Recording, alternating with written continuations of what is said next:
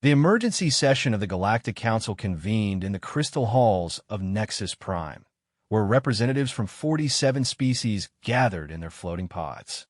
Ambassador Elena Vasquez adjusted her formal diplomatic uniform as she reviewed the data pad one final time. 3 years of negotiations had led to this moment, humanity's formal acceptance into the galactic community. The Zephyrian Chancellor, Crixtal, called the assembly to order with a harmonious chime that resonated through the vast chamber. His translucent blue form shimmered as he spoke. "We gather today to welcome our newest members, the species known as humans from the third planet of the Sol system." Elena felt pride swell in her chest. After decades of proving humanity's worth through peaceful contact, technological exchanges, and cultural diplomacy, they had finally earned their place among the stars. The human delegation had worked tirelessly to demonstrate that despite their violent history, humanity had evolved into a species capable of cooperation and growth. "The motion passes with unanimous approval," announced the Vorthan representative, her crystalline voice cutting through the chamber. "Humanity is hereby granted full membership in the Galactic Council, with all rights and protections therein." Applause erupted from various species, some clapping, others producing harmonic tones, and a few releasing bioluminescent displays. Elena stood and bowed respectfully to the assembly. "On behalf of humanity, I accept this honor. We pledge to uphold the principles of peace, cooperation, and mutual advancement that bind this council together." The celebration continued for hours. Representatives from different species approached the human delegation, offering congratulations and discussing potential trade agreements, cultural exchanges, and joint research projects. The Altarians expressed interest in human music, while the Keplerians were fascinated by human literature and storytelling. Dr. James Chun, the lead scientist in Elena's delegation, found himself in deep conversation with a group of Nexury researchers about fusion technology. "Your approach to containment is remarkable," one of them commented through their translator device. "We could learn much from each other." As the formal ceremonies concluded, Elena was approached by High Counselor Mordeth of the Hegemony, one of the most powerful and ancient species in the Council. His imposing figure cast a long shadow as he spoke in his deep, resonant voice. "Ambassador Vasquez, your species shows great promise. The Council has a special assignment that would benefit from human perspectives." His 8 eyes gleamed with what Elena interpreted as approval. "We have been monitoring a rogue faction that threatens the stability of our outer colonies. Your people's military history suggests you might offer unique insights into handling such situations." Elena nodded hashfully. "We would be honored to contribute to the Council's peacekeeping efforts." "What exactly are we dealing with?" "Pirates, raiders, terrorists. The usual dregs that prey upon peaceful commerce. They've established strongholds in the Kepler Belt and have been disrupting supply lines for months. Our traditional diplomatic approaches have failed, and our enforcement fleets are limited in their effectiveness against such unconventional tactics." The offer seemed reasonable, even necessary. Humanity had always prided itself on protecting the innocent and maintaining order. Elena saw this as an opportunity to prove their value to the galactic community immediately. "I'll need to consult with Earth Command, but I believe we can provide assistance. We have experience with asymmetrical conflicts and could offer strategic advisors or even military support if needed." "Excellent," Mordeth replied, his mandibles clicking in what passed for a smile among the species. "Time is of the essence. These raiders grow bolder by the day, and civilian casualties are mounting. We'll provide you with all necessary intelligence and resources." Within days, the human military received comprehensive briefings about the situation. The rogue faction, calling themselves the Liberation Front, had indeed been attacking civilian convoys and raiding mining operations. The intelligence packages showed clear evidence of their crimes: destroyed ships, murdered crews, stolen cargo. Admiral Sarah Mitchell reviewed the tactical assessments with her staff aboard the UES Defiance, humanity's most advanced warship. "It's straightforward enough," she concluded. "Multiple small targets scattered across a wide area. We'll need to coordinate strikes to prevent them from scattering further." The human fleet departed Sol System 3 weeks later. 12 ships carrying the finest military personnel humanity had to offer. They were proud to serve not just their own species, but the entire galactic community. This was their chance to prove that humanity deserved its place among the stars. Elena watched from Nexus Prime as the fleet jumped to hyperspace, their destination, the Kepler Belt. She felt confident they would handle the situation with the efficiency and honor that defined humanity at its best. The Council had trusted them with this crucial mission, and they would not disappoint. What none of them knew was that they were flying into the greatest trap in galactic history. The human fleet emerged from hyperspace at the edge of the Kepler Belt, their sensors immediately detecting the debris fields that supposedly marked recent pirate attacks. Admiral Mitchell studied the tactical displays as her ships moved into formation, scanning for threats and survivors. "Ma'am, we're picking up distress signals from multiple sources," reported Commander Torres from the communication station. "Some are recent, less than 6 hours old. Deploy search and rescue teams immediately," Mitchell ordered, "but maintain defensive postures. I want our escort fighters ready for launch at a moment's notice." The rescue operations began smoothly. Human teams located 3 damaged civilian vessels, a Nexri research ship, an Altarian transport, and what appeared to be a Kepler mining barge. The survivors were traumatized, but grateful, telling horrific stories of sudden attacks by well-armed raiders who showed no mercy. Dr. Chun led the medical team, treating the survivors aboard the UES Mercy. As he worked on a wounded Nexri scientist, the alien grabbed his arm with surprising strength. "They knew we were coming," the Nexri whispered, his translator crackling with static. "The raiders, they knew our exact route, our cargo manifest, even our defensive capabilities. How could they know unless?" The alien's eyes widened in fear before he lost consciousness. Chun frowned, making a note to investigate further once the patient stabilized. The comment troubled him, but he pushed the concern aside to focus on saving lives. Meanwhile, the fleet's intelligence officers analyzed the wreckage and debris patterns. Lieutenant Sarah Kim, a forensic specialist, noticed discrepancies in the damage reports. "Admiral, these blast patterns don't match the weapon signatures we were told the raiders possess. The energy readings suggest much more advanced technology. Could they have upgraded their arsenal?" Mitchell asked, reviewing Kim's findings. "Possibly, but this level of sophistication would require backing from a major galactic power. These aren't improvised pirate weapons. This is military-grade hardware." Before Mitchell could respond, the fleet's sensors detected incoming ships. Dozens of vessels dropped out of hyperspace in a coordinated attack formation, surrounding the human fleet on all sides.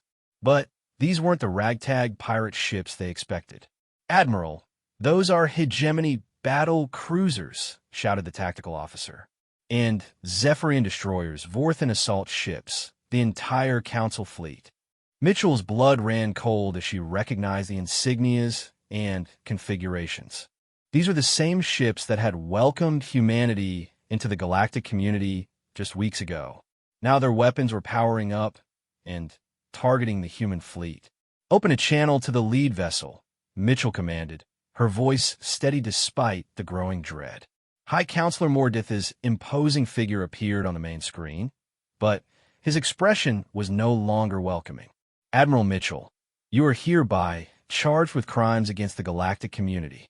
Surrender immediately and prepare to be boarded." "What crimes?" "We're here at your request to deal with raiders. The raiders you so efficiently eliminated were actually liberation fighters trying to escape Council oppression. Your species has just committed genocide against innocent refugees." Mitchell's mind reeled. "That's impossible. We rescued survivors. We followed your intelligence reports exactly. Intelligence reports we carefully crafted," More Death interrupted coldly. Every piece of data we provided was designed to make you believe you were fighting criminals when you were actually slaughtering innocents. Your species' violent nature made you the perfect weapon. The truth hit like a physical blow. The human fleet had been manipulated into attacking refugee ships, civilian transports fleeing council persecution, and resistance fighters seeking freedom from an increasingly authoritarian galactic government. The pirates had been desperate families trying to escape to neutral space. Why? Mitchell whispered. Because humanity was never meant to join the council as equals. Your species is too dangerous, too unpredictable. But you're also remarkably effective at violence. We needed a scapegoat for our population management programs. Someone to blame for the unfortunate necessity of removing undesirable elements from our society. The alien continued with chilling calm. Your attack on these refugees gives us justification to declare humanity a rogue species. We'll use this incident to unite the galaxy against a common threat. You. Earth will be quarantined, your colonies seized, your technology appropriated. And best of all, the other species will thank us for protecting them. Commander Torres interrupted with urgent reports. Admiral, we're detecting weapons charging throughout their fleet. They're preparing to fire. Mitchell realized the full scope of the betrayal. Not only had the Council tricked humanity into committing atrocities, but they planned to eliminate the human fleet to prevent any witnesses from returning to Earth. The supposed rescue mission had been designed as a death trap from the beginning. All ships, battle stations. Mitchell commanded. This is Admiral Mitchell to all vessels. We've been betrayed by the Galactic Council. They've manipulated us into attacking innocent refugees and now plan to destroy us to cover their crimes. The human fleet's captains responded with grim determination.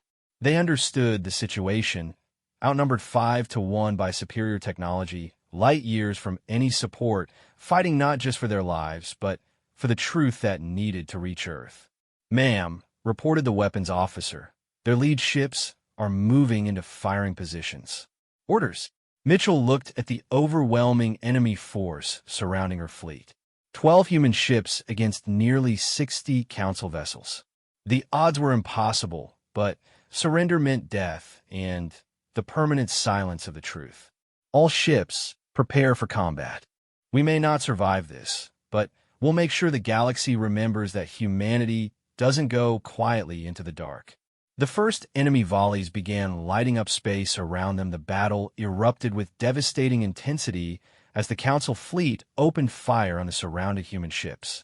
Admiral Mitchell gripped her command chair as the UES Defiance shuddered under enemy fire, her shields flaring brilliant blue against the incoming energy weapons. Evasive maneuvers, pattern Delta. Mitchell commanded. All fighters launch immediately. The human fleet scattered into combat formation, their smaller, more agile ships darting between the massive Council dreadnoughts like wolves among elephants. What the Council ships had in firepower and shields, the human vessels made up for in speed and tactical creativity. Commander Sarah Hong piloted her fighter through a deadly maze of plasma bolts and particle beams, her wingmen following in perfect formation. This is Raptor Squadron. Beginning attack runs on the lead hegemony cruiser. The human fighters swarmed the enemy capital ships, targeting weapon systems and shield generators with surgical precision. Unlike the Council species who favored overwhelming firepower, humans had developed tactics based on mobility and coordinated strikes. Aboard the UES Retribution, Captain Marcus Webb coordinated with his sister ships to execute a maneuver that would have been impossible for the larger Council vessels. All ships, execute Phoenix pattern now. The 3 human destroyers dove beneath the main enemy formation, rolled inverted, and fired their full missile complement upward into the unshielded bellies of 6 Council ships. The coordinated strike overwhelmed the enemy point defense systems, and brilliant explosions lit up space as 2 Vorthan cruisers and a Zephyrian battleship took critical damage. But the numerical advantage was crushing. For every Council ship damaged, 2 more moved into position. The human fleet fought brilliantly, but they were being systematically overwhelmed. "Admiral, we've lost the UES Courage," reported communications officer Torres, her voice tight with grief. "The Mercy is venting atmosphere, and the Guardian reports engine damage." Mitchell watched her fleet dying around her, but her tactical display showed something the Council commanders had overlooked. The enemy formation was bunching together, trying to bring maximum firepower to bear. It was exactly what she'd been waiting for. "All ships, prepare for Lazarus Protocol," she announced over the fleet channel. Captain Webb's voice crackled through the comm. "Admiral, that's a one-way trip." "We're already on a one-way trip, Marcus. But we can make it count." The Lazarus Protocol was humanity's most desperate tactic, a coordinated overload of fusion reactors designed to create an artificial nova. It would destroy everything within a massive radius, including the ships executing it, but it might also damage enough Council vessels to level the playing field. Dr. Chen's voice cut through from the medical bay. "Admiral, the survivors we rescued, some of them are conscious and talking. We didn't attack refugees. We attacked Council prison ships." "What?" Mitchell demanded, momentarily distracted from the battle raging around them. "The Liberation Front were actually Council dissidents and political prisoners being transported to execution facilities. The Council set this up so we'd eliminate their political enemies for them, then blame us for genocide."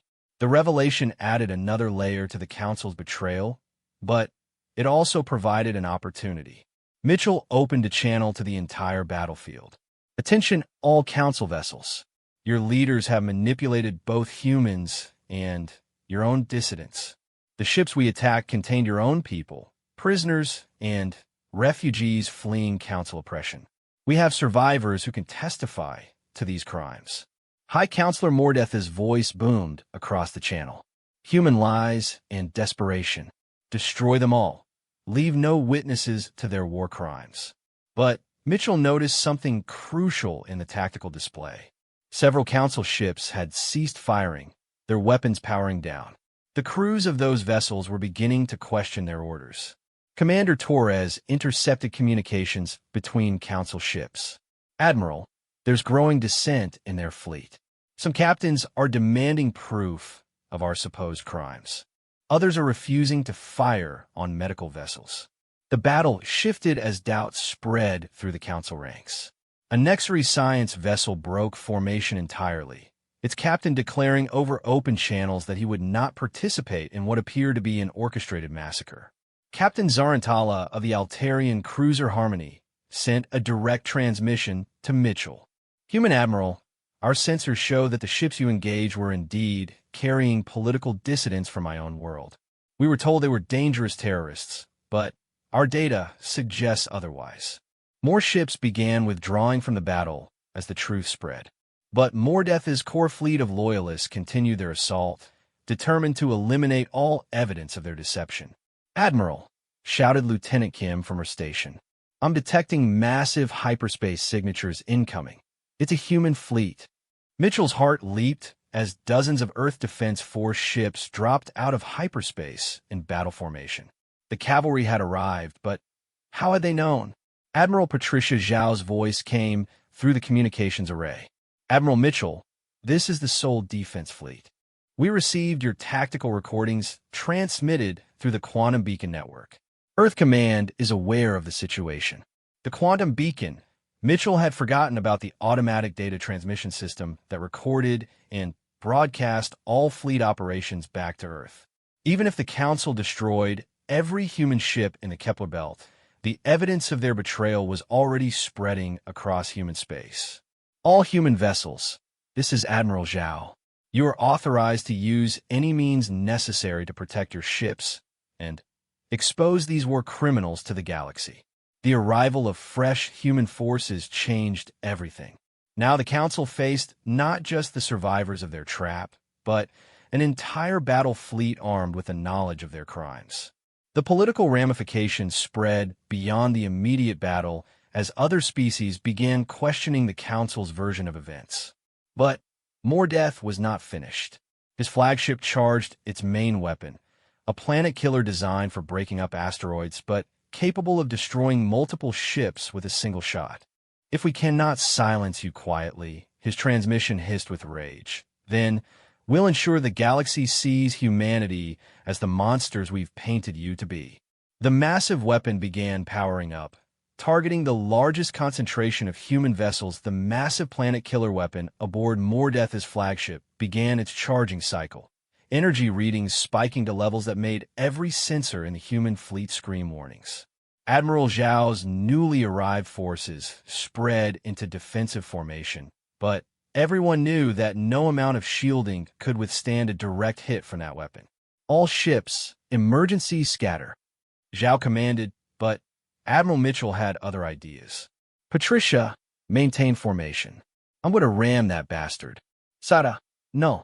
Your ship won't even scratch their shields before that weapon fires."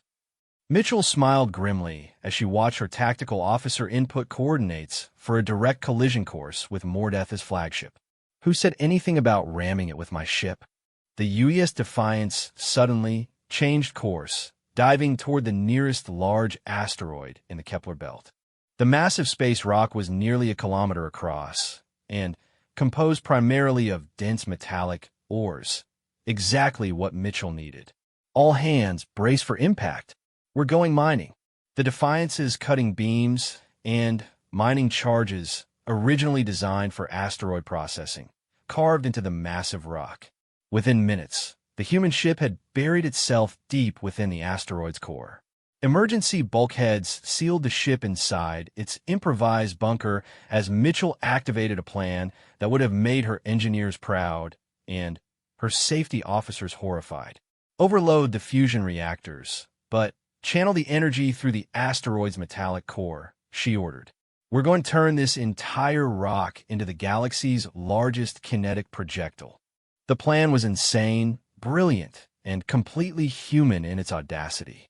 Instead of simply exploding, the overloading fusion reactors would superheat the asteroid's metal core, while the ship's gravity manipulators accelerated the entire mass toward Mordeth's flagship. "Admiral, that's suicide," protested Commander Torres. "No, that's justice," Mitchell replied. "And besides, who said we're staying aboard?"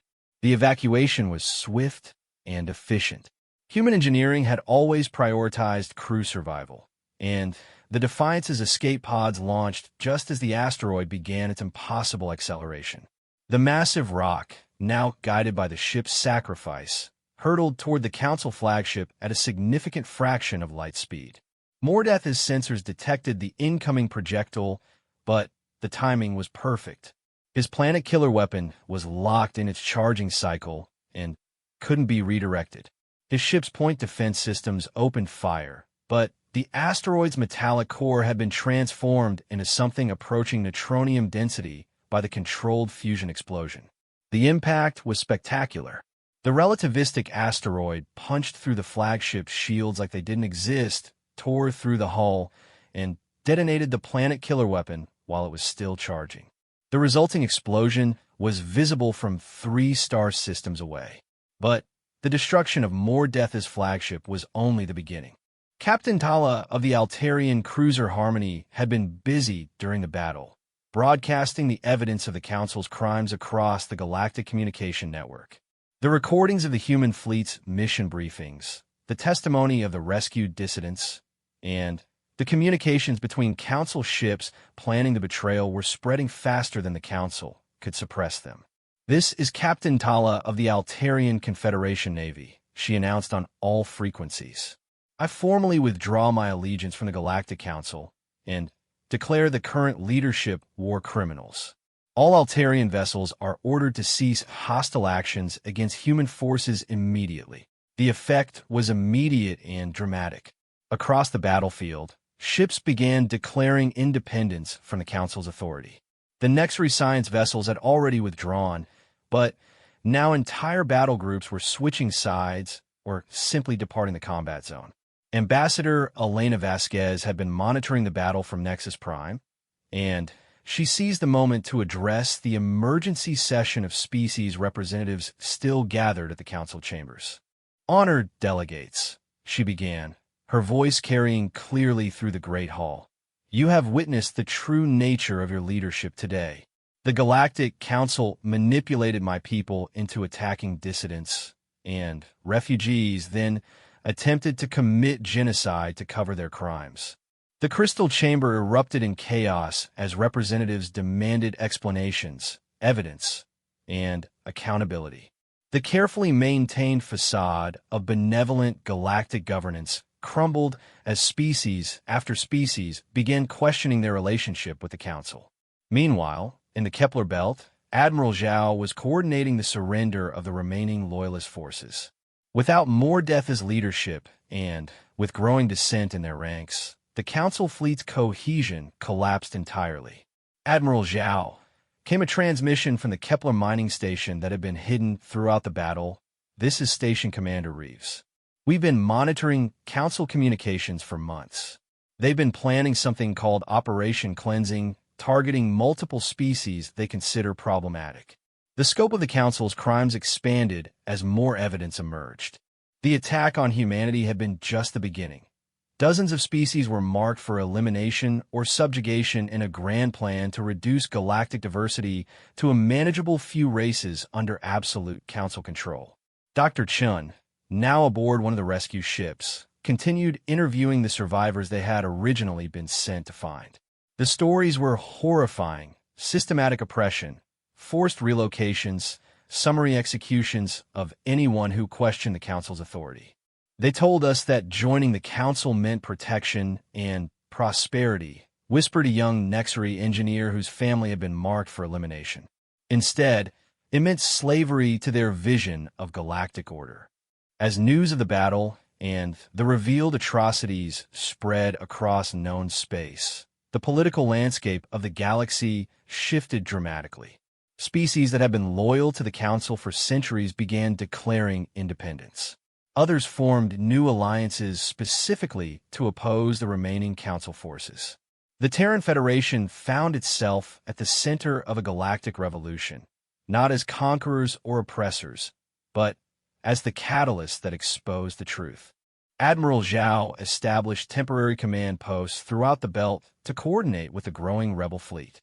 "Sarah," Admiral Zhao said softly as she reviewed the casualty reports from Mitchell's sacrifice, "you started something here that's going to change everything." But the celebration was premature. Long-range sensors detected massive hyperspace signatures approaching. The Council's core fleet was arriving from the central systems, and they weren't coming to negotiate. "Admiral," reported the communications officer, "we're detecting over 300 Council ships incoming. It's their entire reserve fleet." The battle in the Kepler Belt had been just the opening move. The real war was about to begin, and humanity found itself leading a galactic rebellion against the most powerful military force in known space. The Council's reserve fleet emerged from hyperspace in perfect formation. 300 warships representing the accumulated military might of dozens of species. Admiral Zhao watched the tactical display with grim determination as her own forces, bolstered by the growing rebel fleet, prepared for what might be the final battle of their revolution. But something unexpected happened.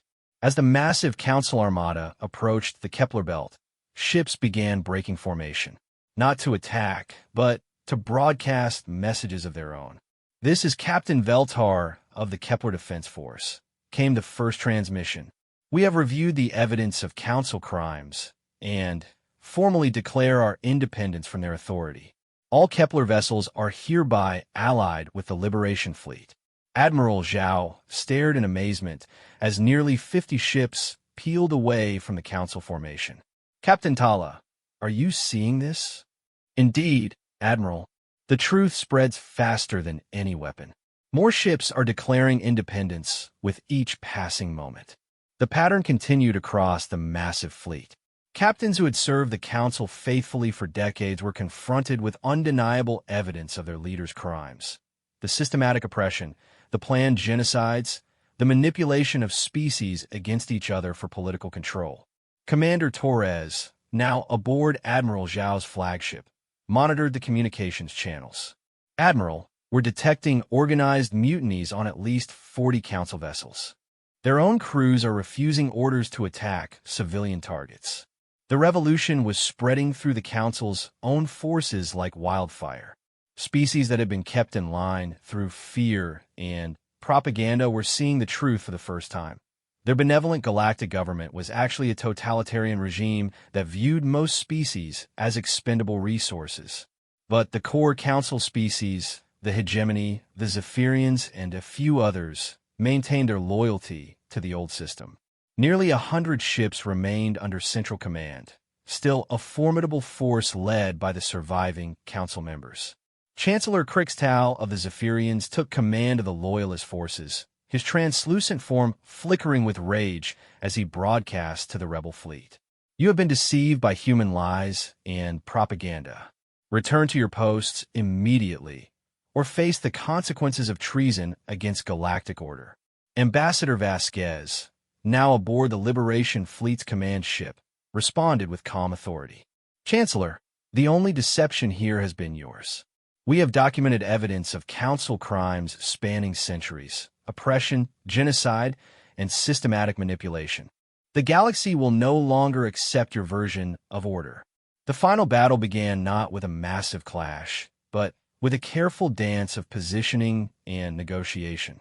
Admiral Zhao deployed her forces to protect the rebel ships while continuing to broadcast the evidence of Council crimes to any vessel that would listen. Dr. Chun had spent the intervening time analyzing the data recovered from Council systems, and his discoveries were staggering. Admiral, their files show that over 40 species have been completely eliminated over the past 2 centuries. The Council has been systematically reducing galactic diversity to maintain control. The evidence was overwhelming. Entire civilizations wiped out, and their elimination covered up as natural disasters or interspecies conflicts. The Galactic Council hadn't been maintaining peace. They had been conducting the largest genocide in universal history. As this information spread, even more ships switched sides. The Council's own Nexury science vessels began providing tactical intelligence to the rebels, while Altarian medical ships moved to treat wounded personnel from both sides, declaring neutrality in violence but alliance with truth. Captain Tala coordinated the growing rebel fleet with surprising efficiency. Admiral Zhao, we now have vessels from 37 different species. They're organized into battle groups based on tactical compatibility rather than species lines. The human talent for tactical coordination and the other species' diverse technological capabilities created a force unlike anything the galaxy had ever seen. Nexury sensors guided Altarian energy weapons while human fighters provided mobile support from massive Kepler mining ships converted to assault vessels. But Chancellor Crixtal was not finished. His remaining loyalist forces launched a desperate attack aimed not at the military vessels, but at the civilian rescue ships and refugee transports that had gathered in the belt. If we cannot maintain order through law, he transmitted coldly, then we will maintain it through fear. The attack on civilian targets was the Council's final mistake. Every remaining neutral vessel in the fleet immediately joined the rebellion. Species that had been undecided about the political situation could not accept the deliberate targeting of non-combatants. Admiral Zhao coordinated the defense of the civilian ships while launching a coordinated counterattack. All vessels protect the evacuation ships at all costs. Show these bastards what happens when they threaten innocents. The final engagement was swift and decisive. The rebel fleet, now outnumbering the loyalists 3-1, demonstrated the power of cooperation over oppression. Human tactical doctrine combined with alien technologies created devastating effectiveness. Commander Torres watched the tactical display as the last loyalist strongholds crumbled. Admiral, Chancellor Crixtal's flagship is requesting terms for surrender. No se render, sauri plaid firmly. Complete disarmament and submission to trial for war crimes. The galaxy deserves justice, not politics. In the aftermath of the battle, the liberated fleet established temporary governance structures to coordinate relief efforts and begin the process of galactic reconstruction. Ambassador Vasquez found herself elected as the first speaker of the Free Species Alliance, a democratic organization dedicated to the principles the old council had only pretended to uphold. The trials that followed revealed the full scope of the council's crimes. The manipulation of humanity had been just their latest scheme in centuries of oppression and genocide. Dr. Chun presented evidence that shocked even the most hardened investigators. The council maintained detailed records of their population management programs. They systematically eliminated any species that showed signs of independence, creativity, or military capability. Humanity was targeted not because we were violent, but because we were effective. The galaxy learned that the Council's version of peace had been built on the graves of countless civilizations. Species that had supposedly died from natural disasters or internal conflicts had actually been murdered by Council operatives to maintain the balance of power. But from the ashes of the old system, something better emerged. The Free Species Alliance established new principles based on actual equality, voluntary cooperation, and mutual respect. Each species maintained sovereignty over their own worlds while participating in a truly democratic galactic community.